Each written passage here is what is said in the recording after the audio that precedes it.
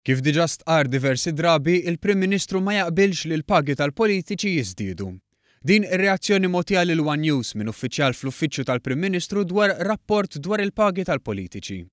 Fil-jum tal-ħadd ġie rrappurtat li rapport indipendenti magħmul mill-Ombudsman, l-Awditur Ġenerali u l-Kummissarju Elettorali Ewlieni jirrakkomanda li l-pagi tal-Kabinett, il-President, il-Kap tal-Oppożizzjoni u l-Speaker jolew. Fl-istess waqt ir-rapport jissuġġerixxi li l-membri parlamentari jibdew jagħmlu dan ix-xogħol fuq bażi full-time. Dan ir-rapport ġie kummissjonat u sar skont punt ċar imsemmi fil-manifest elettorali tal-Partit Laburista. Fl-aħħar xhur dan ir-rapport ingħata lil partiti politiċi biex jeżaminawh. Dwar dan ir-rapport il-kelliem mill-Uffiċċju tal-Prim Ministru tenna li l-pożizzjoni tal-Prim Ministru dwar il-pagi tal-politiċi se tibqa' konsistenti bl-istess mod anke wara l-2018, jiġifieri dik li l-pagi tal-politiċi ma jiżdiedux. Dan fil-waqt li hemm punti fir-rapport dwar l-irwol tal-membri parlamentari li jimmeritom diskussjoni.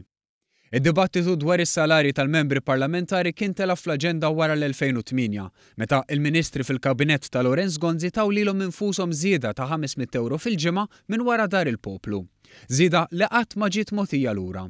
Fil-fatt fl-aħħar ġimgħa ġie żvelat li membri parlamentari nazzjonalisti għadhom iżommu mal-100,000 euro kull wieħed minn dik iż-żieda u ma kien hemm l-ebda dikjarazzjoni minn Simon Busuttil li dawn se jingħataw lura. Minflok kien hemm dikjarazzjoni tad-deputat Jason Azzoppardi li qal li huma qatt ma kienu kommessi li jrodduhom lura.